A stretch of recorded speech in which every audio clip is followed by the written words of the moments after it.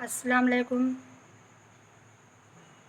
उम्मीद है कि बच्चों आप भी बख़ैर होंगे।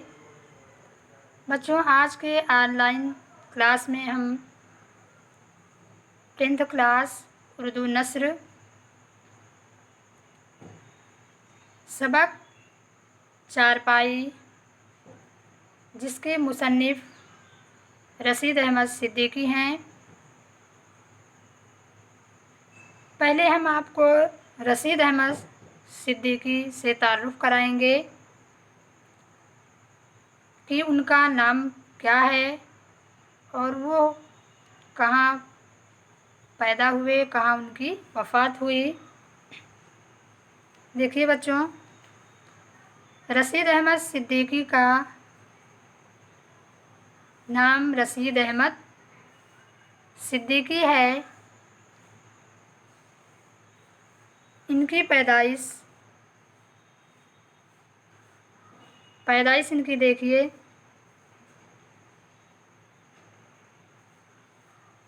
पैदाइश है 1892 ईस्वी मौज़ा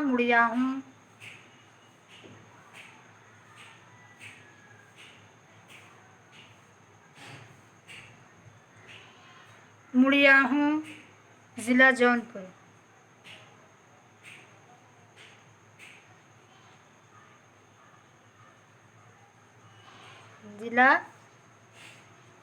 ज़िला जौनपुर। अब देखिए बच्चों, इनकी वफ़ात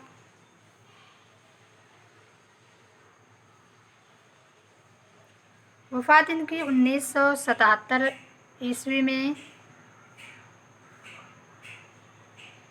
1977 ईस्वी में अलीगढ़ में हुई थी।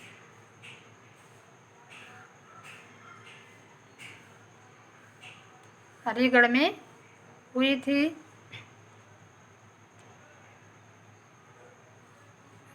रशीद अहमद सिद्दीकी मौज़ा मुड़ियाहूँ ज़िला जौनपुर यूपी में पैदा हुए। इब्तिदाई तालीम जौनपुर में हासिल की। उसके बाद आला तालीम की गर्ज से अलीगढ़ में दाखिला ले लिया। एमए करने के बाद मुलाजिम हो गए और सारी ज़िंदगी अलीगढ़ में गुजारी। इन्हें अलीगढ़ बहुत अजीज़ था, बहुत प्यारा था। जब अलीगढ़ को यूनिवर्सिटी का दर्जा मिला और शोबे उर्दू का बाकायदा क़याम अमल में आया तो रशीद साहब उसके सदर बनाए गए, अलीगढ़ के सदर बनाए गए। रशीद साहब को तालिब इल्मी के ज़माने ही से लिखने का शौक़ था। अलीगढ़ मैगज़ीन में उनके मज़ाहिया मज़ामीन शाये हुए होते थे और बहुत पसंद किए जाते थे। उनके मज़ामीन बावक़ार ज़राफ़त के आला नमूने हैं। उनकी नस्र में तंज़ का भरपूर वार होता है। मिलते जुलते लफ्ज़ों और मुतज़ाद लफ्ज़ों को खूब इस्तेमाल करते हैं। यही वजह है कि उनकी इबारत अक्सर आम फ़हम नहीं होती और उसको तवज्जो से पढ़ना पड़ता है। वो अपने ख़ास अंदाज़ में कलम उठाते हैं तो उनके तर्ज़ तहरीर को समझने वाला क़ारी नुक्ता रस्सी की दाद दिए बग़ैर नहीं रहता। उनके यहाँ दिलचस्प फ़क़रों, नादिर तशबीहों, माना ख़ेज़ इशारों, برجستہ لطیفوں اور پرلطف انداز بیان کی وجہ سے ادبی شان پائی جاتی ہے۔ رشید احمد صدیقی کی ادبی خدمات کے اعتراف میں حکومت ہند نے 1963 میں انہیں پدم شری کا اعزاز عطا فرمایا۔ 1963 میں پدم شری کا اعزاز عطا فرمایا۔ ان کو ساہتیہ اکادمی ایوارڈ سے بھی سرفراز کیا گیا۔ 1977 میں علی گڑھ میں وفات ہوئی۔ مضامین رشید احمد صدیقی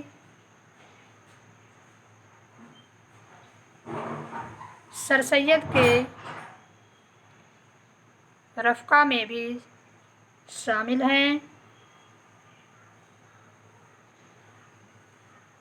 ان کی مضامین رشید مزاحیہ مضامین کا مجموعہ، خندہ نثری تقریروں کا مجموعہ، گنجائے گراں، مایہ اور ہم نفسان رفتہ، خاکوں کے مجموعے، جدید غزل، اردو غزل کی پرزور اور مدلل وکالت رشید صاحب کی اہم تصانیف ہیں۔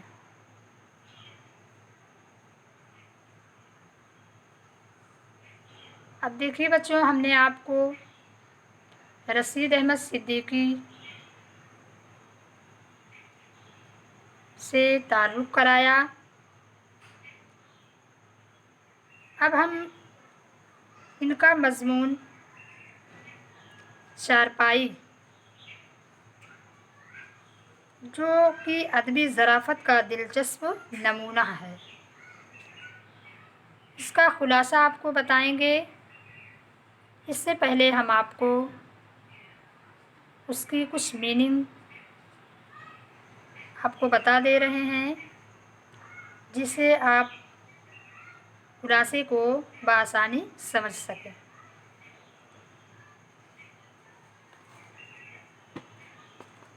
دیکھیے بچوں، میننگ ہے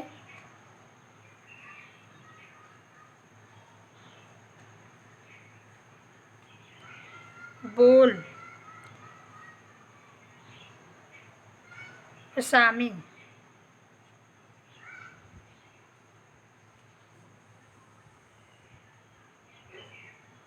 اسامی کے معنی ہے نوکر، نوکری۔ اسامی کے معنی نوکری۔ الفاظ ہے بول، بول کی میننگ ہے پیشاب۔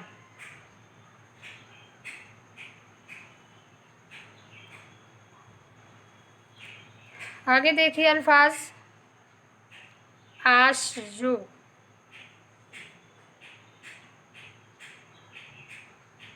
آشجو، اس کی میننگ ہے جو کا جوش دیا ہوا پانی، جو کا جوش دیا ہوا، جوش مانے ابلا ہوا، دیا ہوا پانی۔ اب دیکھیے بچوں، الفاظ ہے عارضی،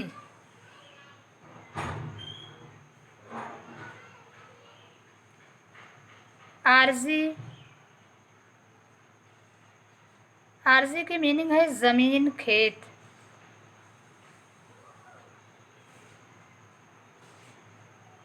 زمین، کھیت۔ اب دیکھیے اگلا الفاظ ہے نقش سلیمانی،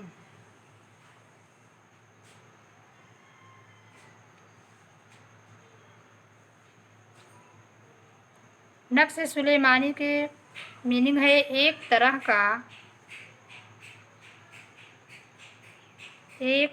کا تعویذ،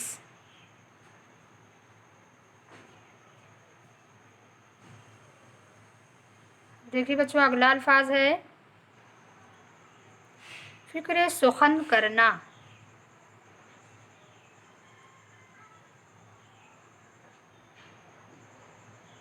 फ़िक्र सुखन करना, इसकी मीनिंग है शेर कहने की कोशिश,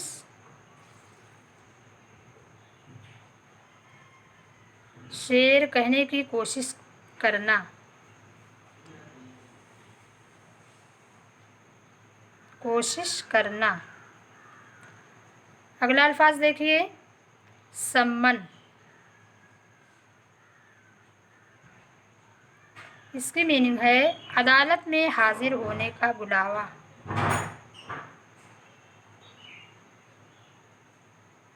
अदालत में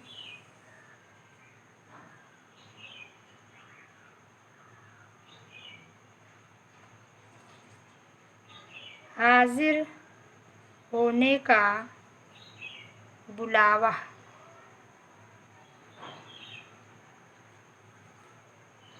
अगला अल्फाज है कैलूला,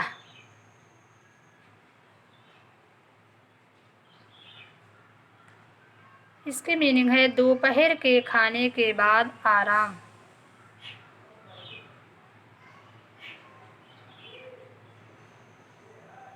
दोपहर के खाने के बाद आराम करना।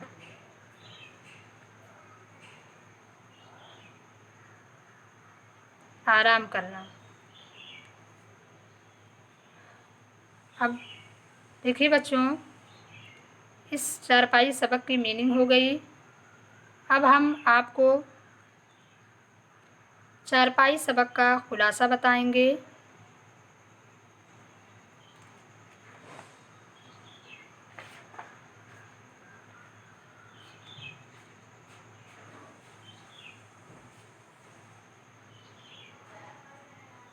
खुलासा है, देखिए,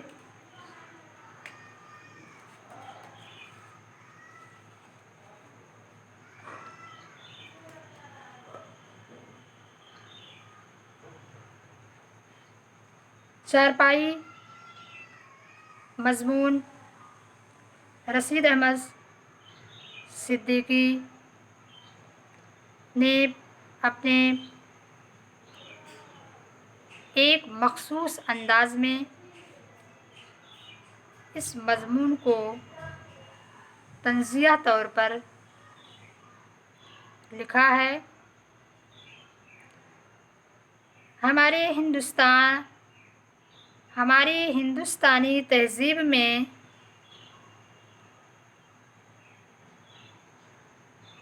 चारपाई की बड़ी अहमियत है।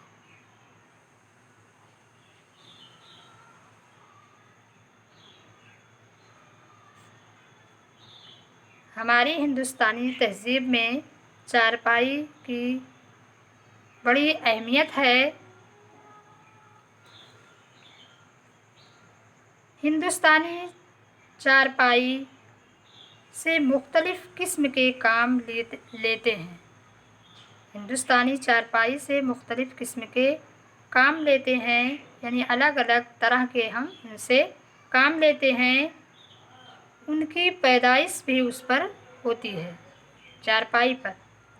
उसी पर बैठे बैठे मदरसे से ऑफिस या और दूसरी जगह जाते हैं। शायर की फ़िक्र भी चारपाई पर लेटकर होती है। कौम के गम की बातें भी चारपाई ही पर की जाती हैं। हत्ता कि इंसान चारपाई पर आराम करने के लिए बैठता है और उस पर चाहे गम की बातें हों या खुशी की बातें हों या कोई तरकीब हो, उसी चारपाई पर की जाती है। गर्ज सब कुछ चारपाई ही से शुरू होता है। बीमार का हॉस्पिटल चारपाई होता है, यानी कि इंसान जब اچانک کسی بیماری میں مبتلا ہو جاتا ہے تو اسے اس چارپائی پر لے کر ہاسپٹل جاتے ہیں۔ دوا کی پڑیا تکیے کے نیچے اور جوشادے کی دیگچی سرہانے رکھی ہوتی ہے۔ بیوی چارپائی پر بیٹھ کر حکیم کے فرائض انجام دیتی ہے، یعنی مریض کے پاس چارپائی پر بیٹھ کر بیوی اس کی تیمارداری کرتی ہے، اس کی خدمت کرتی ہے، اس کو دوا دیتی ہے۔ دوسری بیوی بھی خدمت گزاری کا کام چارپائی کا سہارا لے کر کرتی ہے، یعنی کہ دوسری بیوی جو گھر کی ایک ذمہ دار ہوتی ہے، اسے اہم فرائض کو انجام دینا ہوتا ہے، تو وہ جب اس فرائض سے انجام دے لیتی ہے تو وہ آرام کرنے کے لیے چارپائی پر ہی آتی ہے۔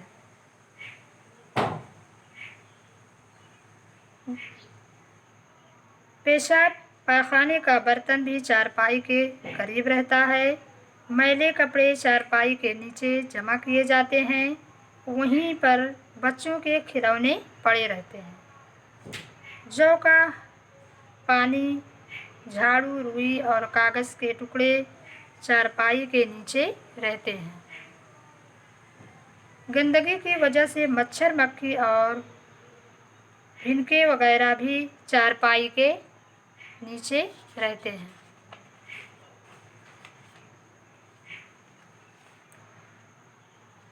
صحت مند ہو جانے پر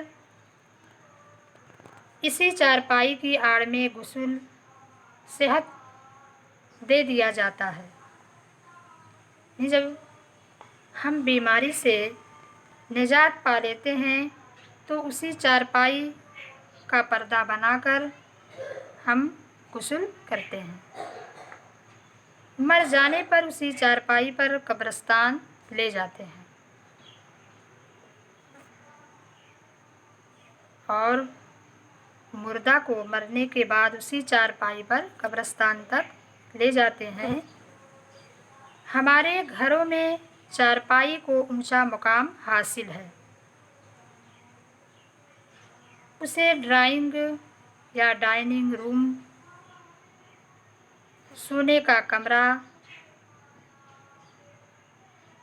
غسل خانہ، قلعہ خانقاہ، خیمہ، دواخانہ، صندوق، کتاب گھر، شفا خانہ وغیرہ ان سب چیزوں کے کام آتی ہے چارپائی۔ چارپائی ہمارے گھروں میں بہت کام کی چیز ہے، سبھی طرح استعمال کیا جاتا ہے، ہر طریقے سے اسے استعمال کیا جاتا ہے۔ مہمان کے آنے پر چارپائی پر نئی دری بچھا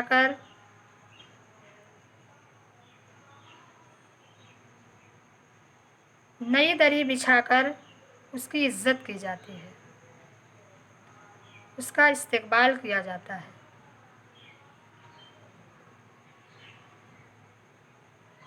جس پر وہ مع سامان کیے براجمان ہوتا ہے، اسی پر ہاتھ دھلا کر کھانا کھلاتے ہیں۔ چارپائی بھی ہمارا دسترخوان ہوتی ہے اور اسی پر وہ سو جاتا ہے، اسی پر مہمان جو ہے سو جاتا ہے۔ گیہوں سکھانے کے لیے چارپائی پر پھیلائے جاتے ہیں۔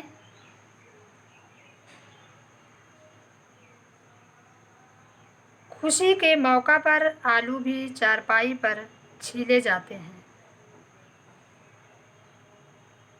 شادی وغیرہ یا کسی خوشی کے موقع پر بہت ساری عورتیں آلو، سبزی وغیرہ کو چارپائی پر ہی چھیلنے اور کاٹنے کا کام کرتی ہیں۔ چارپائی خراب ہونے پر اس پر سال بھر کی پیاز پھیلا دیتے ہیں۔ جب चारपाई ख़राब हो जाती है, टूट जाती है, तो उस पर प्याज वगैरह फैला देते हैं। तकिए के नीचे गोलियां, रुपये, पैसे, स्टेशनरी, किताबें, रिसाले, जाड़े के कपड़े, नाश्ता, तावीज़, दवाखाना की फ़हरिस्त, दवाखाना की फ़हरिस्त, लिस्ट, सम्मन वगैरह सभी कुछ तो रखा जाता है। यानी वो एक संदूक का काम भी करती है, एक बॉक्स का काम भी करती है। तो चारपाई हमारे लिए बहुत अहम होती है। ख़ानदान के बुज़ुर्ग चारपाई पर बैठकर हुक्म चलाते हैं।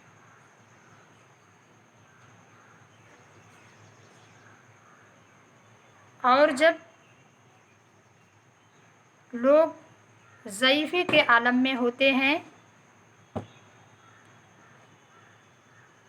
तो चारपाई पर बैठकर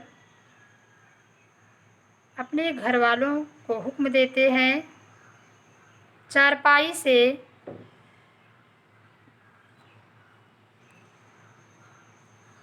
बांध कर ही सज़ा दी जाती है। यानी जब कोई बच्चा शरारत करता है तो उसे चारपाई में बांध कर उसे डराया जाता है, उसे धमकाया जाता है। खाना भी चारपाई पर खाया जाता है। खाने के साथ छोटे बड़े बच्चे, मुर्गियाँ, बिल्ली, कुत्ते वगैरह सब चारपाई के पास अपने अपने ठिकाने ले लेते हैं। खाना खाकर चारपाई पर कुत्ते वगैरह सब चारपाई के पास अपने अपने ठिकाने ले लेते हैं, अपना अपना ठिकाना तलाश कर लेते हैं। खाना खाकर चारपाई पर कैलूला करते हैं। दोपहर में खाने के बाद चारपाई पर कुछ आराम करते हैं। शायर हुए तो शेर कहते हैं। मगरबी तहज़ीब याफ्ता लोगों को सोफ़े पर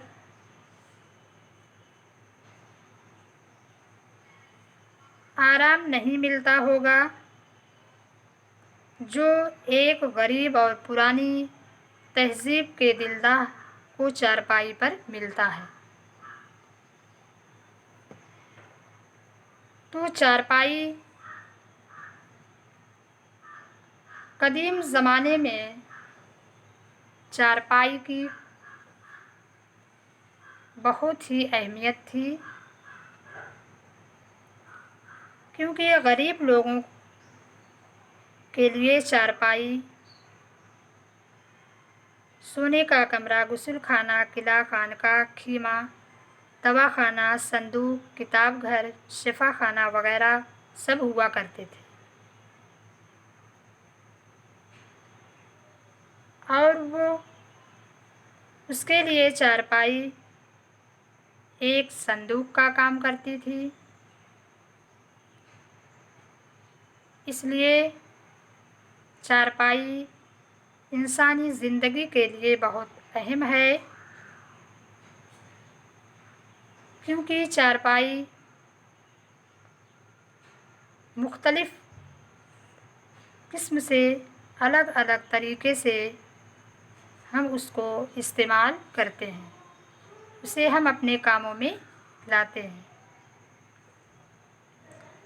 तो रशीद अहमद सिद्दीकी ने अपने इस मज़मून में चारपाई की अहमियत को बड़े ही दिलकश अंदाज में बयान किया है कि इंसान की ज़िंदगी में चारपाई की क्या अहमियत है। اور اسے لوگ کہاں کہاں اور کس طریقے سے استعمال کرتے ہیں۔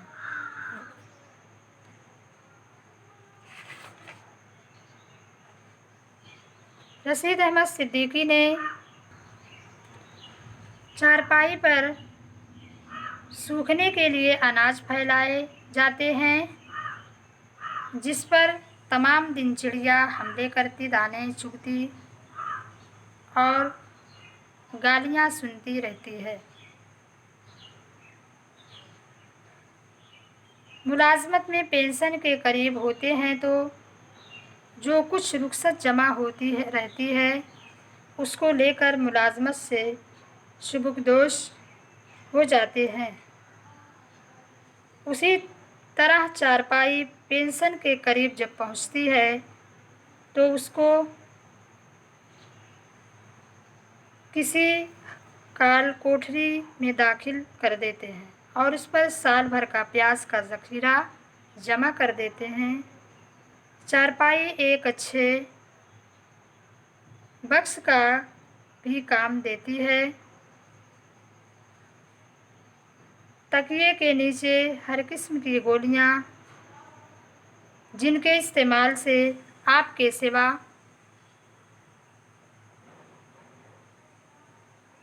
کوئی اور واقف نہیں ہوتا ہے۔